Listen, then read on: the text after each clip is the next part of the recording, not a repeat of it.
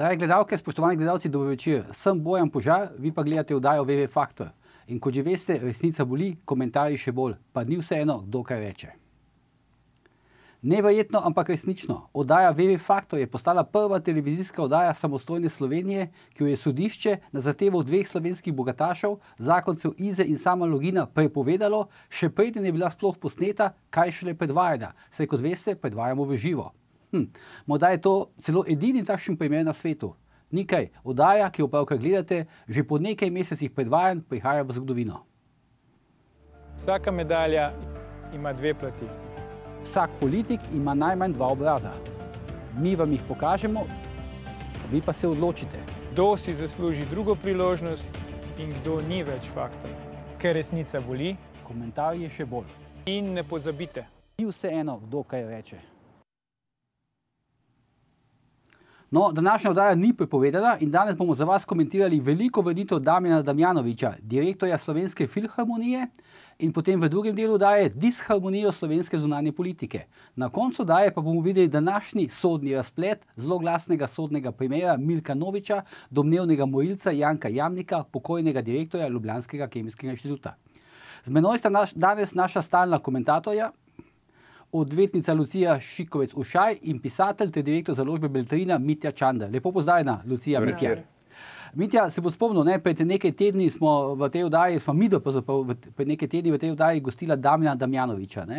To je bilo, mislim, da je bilo to nekaj dni prej, preden je upravno sodišče odločalo o njegovi usodi na sodišču, oziroma o njegovi direktorski usodi na čelu filharmonije, in takrat še nismo vedeli, kakšen bo razplet, no zdaj je razplet pravzaprav jasen. Kljub temu, da so ga razrešili, ga je sodišče vrnilo nazaj na funkcijo direktorja in celo eno od dveh stavk naperjenih zoper Damjanoviča razglasilo za nezakonite. Pa me zdaj zanima, Mitja, povem ti, da me je Damjanovič po odločitvi sodišča poklical in rekel, da je verjetno tudi ta korektna obravnava v tej oddaji nekoliko pripomogla k temu, da je sodišče odločilo tako, kot je. Ampak me zanima, ali si ti, kot poznavalec teh javnih zavodov z področja kulture, pričakoval takšen razplet v filharmoniji? Moram reči, da samih pravnih postopkov ne poznam do te mere, da bi si upal napovedovati njihov izid. Ne nazadnje pa tudi v naši državi žal nimamo takih okoliščin, da bi lahko z neko gotovostjo predvidevali, kaj se bo na sodiščih zgodilo.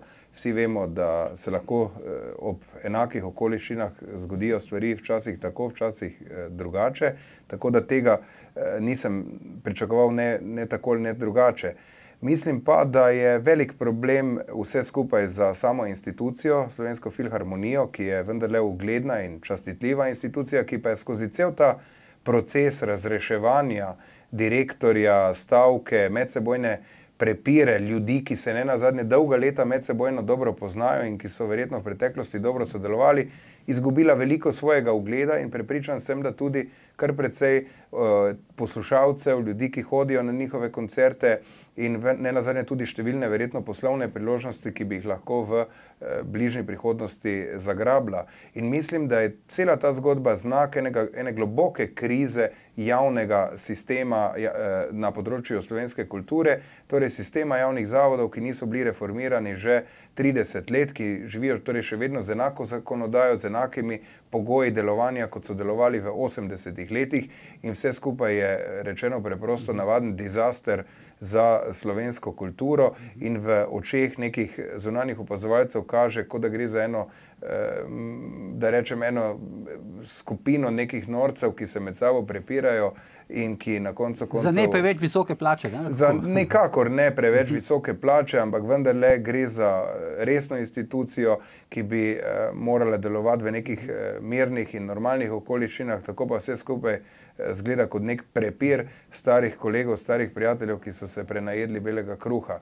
No, se nekaj menda tudi je na tem, ne?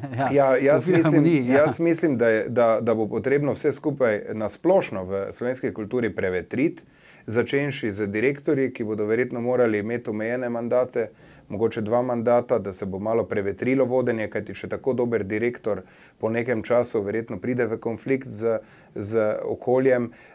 če ne že samim seboj. In seveda prvi vrsti tudi za ljudmi, ki naj bi upravljali umetniške poklice in ki po mojem globokem prepričanju ne morejo celo kariero preživeti v eni in isti hiši. Saj vendar za vsako dobro umetnost, za vsako dobro ustvarjanje je nujno, da hodiš naokoli, da spreminjaš okolja, da ne nazadnje dobivaš nove sodelavce, nove, da rečem, soigralce, soustvarjalce, da preizkušiš različne opcije. Saj jaz sem prepričan, da nihče, ko je šel na neko umetniško akademijo kot mlad človek, si ni predstavljal, da to pomeni, da bo pri 25 šel nekam v službo, da rečem tako, in tam ostal do penzije in gledal celo življenje iste ljudi. Saj iz takih okoliščin še nikoli ni nastala vrhunska umetnost in treba je narediti fleksibilne zaposlitve v javnih zavodih na področju kulture, sploh zlasti, ko gre za umetniške poklice, treba je preverjati kondicijo ljudi v določenih trenutkih, kajti ne pozabimo, kaj je osnovni cilj. Ali je osnovni cilj, da so plače, torej osnovni cilj zaposlitve teh ljudi, socialna varnost teh ljudi, gotovo je pomembna, ampak to ni osnovni cilj je javni interes. Javni interes pa je vrhunska ali vsaj kvalitetna, je dober program, vse za to plačujemo davkoplačevalci. Lucija, zdaj bomo se še konkretno nekaj vrnili okoli teh stvari, o katerih je zdaj Mita govoril na Slovensko filharmonijo, pa mogoče tudi na kakšen drug javni zavod, ampak to mi povej, Lucija, pred oddajo si mi rekla, da si se malo poglobila v te sodne odločitve upravnega sodišča povezanega z Damjanovićem, pa me zanima, kako ti vidiš to njegovo sodno vrnitev, kljub recimo nasprotni volji, kako bi rekel, ministra kulturnega, gospoda Pešaka in pač teh vodstvenih organov filharmonije. Takole bi rekla, Damjanović se vrača, minister pa verjetno odhaja. Ampak ne še zdaj takoj, še minister, če bo odšel čez nekaj mesecev. Bi bilo prav, torej glede na to, da bo njegova odločitev, torej indici pri taki začasni odredbi so, kažejo v smer, v katero bo sodišče odločalo. Ni nujno, vendar je nek znak, da je zahtevek utemeljen in da se naredi začasna odredba, zato da se ne bi povzročala večja škoda, ker le traja eno obdobje, da se dokončno odloči. Tako da v smer gre sodišče očitno pravo, torej v vrnitev Damjana Damjanovića, kar pa pomeni za nekega načelnega ministra za kulturo, po mojem, absolutno vozovnica za odhod. Mitja, bi po tvojem, recimo v tem kontekstu moral, recimo, minister potegniti zase neke konsekvence, pa recimo odstopiti? Cela zgodba gotovo ni v nek ponos tistim, ki so ga odstavljali in ki tega niso znali narediti na način, da bi zadeva stekla zakonito, čeprav sam osebno sploh ne poznam v Sloveniji primera, ko bi kakega direktorja javnega zavoda v kulturi kdorkoli zaradi kakega koli že ravnanja znal odstaviti primerno. Običajno še niti ob relekciji ni čutil posledic, kaj šele, da bi ga med mandatom odstavili. Je pa dejstvo, da bosta morebiti odšla oba, morebiti ne, ampak dejstvo je, da so volitve, verjetno nikoli se še ni zgodilo, da bi bil isti minister 2 mandata, običajno že cel mandat, niti en cel mandat nihče ne zdrži. Dejstvo pa je tudi, da Damjanu Damjanoviću jeseni prihodnje leto prav tako poteče in če delamo analogije z postopki v drugih velikih javnih zavodih v Sloveniji, se bo verjetno v kratkem, zelo kratkem obdobju gotovo pojavil zunaj razpis in zelo verjetno bo v času še te vlade imenovan, upam si reči, novi direktor. Tako da to je vse skupaj vihar v kozarcu vode, ki bi se ga dalo veliko bolj galantno rešiti z dialogom že prej. Ampak je pa tukaj še ena stvar zanimiva. Hkrati s tem, ko je sodišče vsaj začasno recimo vrnilo Damjanovića na direktorsko funkcijo, je tudi odločilo, da je vsaj ena od 2 stavk v filharmoniji bila nezakonita. Kaj pa zdaj recimo to pomeni? Teh odločitev o tem, da so bile stavke nezakonite v javnem sektorju, pa še nisem veliko zasledil. Dejansko ne, ampak to kaže na to, da so bili res povsem, kako bi rekel človek, razigrani, oziroma niso bili uigrani pravilno. Torej, to je za sindikat, ki je vodil to stavko, mislim, ne vem, vsekakor bi morali potegniti določene konsekvence, zato ker je nastala škoda in kot je rekel prej kolega, je dejstvo, da nas večina ni več hodila v filharmonijo, ko so se začeli ti pripiri. Ampak to mi povej, Lucija, zdaj govoriš o škodi. Kakšna škoda nastane v primeru ugotovitve, škoda je nastala pri tem, da je stavka nezakonita? Izguba publika je bila, tukaj je enkrat ena. Jaz sem prepričana, da nismo, recimo, mi smo pač ena skupina hodili v filharmonijo in smo prenehali obiskovati filharmonijo. Kaj zaradi tega, ker ste pač Zaradi poslušali, tega, brali ker medije o teh papirjih? tako je, občutek, da neki glasbeniki hočejo odstaviti direktorja, da stavkajo zato, da bi, ne direktorja, dirigenta, da stavkajo, da se hoče direktorja znebiti. Hkrati vemo, da je on kandidiral za župana. Skratka, tukaj je bilo en kup takih stvari, ki kažejo na to, da ne moreš pričakovati kvalitetne izvedbe glasbe v okoliščinah, v katerih je ta ansambel delal. Kdo pa potem zdaj poravna to škodo, recimo? Ja, to škodo bi moral sindikat iz Črdarim poravnati, ne. Tako bi jaz, recimo, odločala, če bi bila sodnik, ne.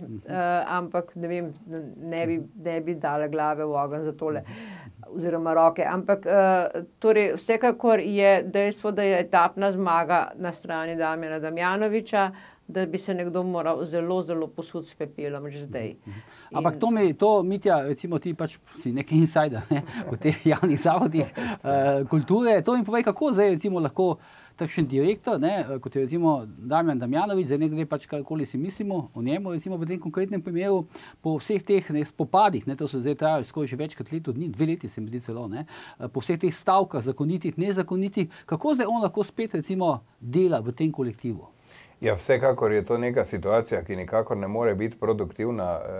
Tu so ljudje dejansko sprti, institucija je izgubila veliko ugleda in A to se dejansko se strinjaš ti z Lucijo, da mislim, lahko to Luciji verjamemo, da recimo ljudje nekateri prenehajo hoditi v filharmonijo, ker berejo o teh papirjih? Zato, ker se ti zdi, da sploh ne gre več za umetnost, za glasbo, ampak gre za nekaj drugega, za medsebojne boje, za bodisi ohranjanje, pridobivanje privilegijev, za neke zamere, ki so verjetno zelo globoke, ki jih kot zunanji opazovalec sploh ne moreš pravzaprav dobro locirati. Sej, jaz mislim, da malo ljudi v resnici dobro razume ve, zakaj materijo. Se gre ker je težko razumeti, kaj zdaj kdo kje sedi, ne sedi, zakaj kdo je komu stopil na rep, ni stopil na rep, po drugi strani pa ti ljudje skupaj delujejo že mogoče 30 let.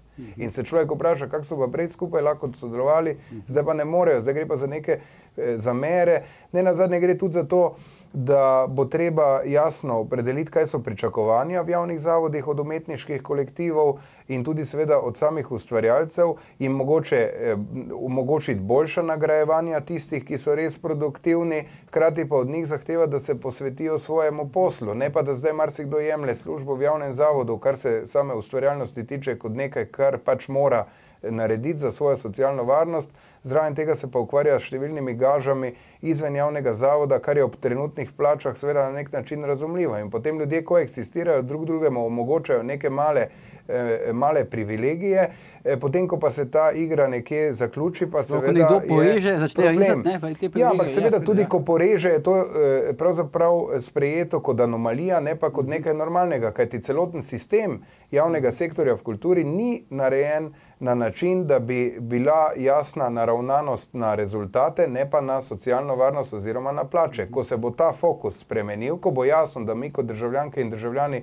pričakujemo vrhunske ali pa vsaj kvalitetne programe in da je to prvi cilj določene institucije, ne pa njen obstoj sam na sebi in plače zaposlenih, potem bomo verjetno imeli opravka tudi z drugačno kvaliteto in z drugačnim pristopom k delu. Jaz ne trdim, da se ne trudijo mnogi v javnih zavodih, da bi delali dobro, ampak celotna klima gotovo ubija to energijo posameznikov. Lucija, nekaj si hotela prej umeti. Ja, treba je reči, da meni je bilo všeč program. Recimo Filharmonija imela v nedeljah dopoldansko spored, torej Mozartine, meni se zdi, to je bilo krasno pozimi, ko je slabo vreme, greš dopoldne poslušati koncerte. To je program, ki je bil zelo obiskan, ne vem, kako zdaj funkcionira, temu smo se recimo mi prvo odpovedali. Treba se zavedati, da ima Ljubljana 3 orkestre, na to bi morali biti ponosni, morali bi živeti s tem, imamo RTV-jevski, imamo operni, imamo filharmonijo, skratka to je za 200.000 ali 250.000 prebivalcev zelo veliko za klasično glasbo in vedno so dvorane več ali manj zasedene, torej ljudje so željni klasične glasbe in te prepiri res so bili neprimerni, tudi javnosti nepravilno predstavljeni verjetno ali nepopolno predstavljeni. Koliko sem jaz pa spremljal, se malo vključim, Lucija, so bili predstavljeni skozi medije precej tako, kako rekel, malo aktivistično, tudi politično. Ne? Eni mediji so bili po tej desni politični liniji na strani Damjanoviča, ostali mediji so bili na strani pač sindikata oziroma teh stavkajočih glasbenih in tako dalje, tako da se je vsa stvar zelo, kako bi rekel, spolitizirala. Ne? Ja, recimo, kaj mene moti. Ampak ima samo še 30 sekund, da poveš, kaj te moti. Ja, da recimo zahtevajo glasbeniki, da se dirigent zamenja. Mislim, to se meni enostavno nekako ne gre skupaj. To je tako, kot da bi jaz zahtevala, da se predsednik sodišča zamenja. Lahko si želim, lahko pa grem. Ti kot odvetnica, to imaš prav. Mislim, ne morem pa jaz zahtevati, da se predsednik sodišča zamenja. Dobro, hvala, zdaj prišli smo do konca tega dela oddaje. Skratka, prenehali se bomo pogovarjati o Damjanu Damjanoviču, po oglasih pridemo na zunanjo politiko, ampak tukaj vaju kaj oba opozorim, da mislim, da se podobna zgodba odpira tudi pri ljubljanski operi in baletu, tako da se bomo verjetno na podobno temo čez nekaj tednov ali pa čez nekaj mesecev spet pogovarjali. Gremo zdaj na oglase.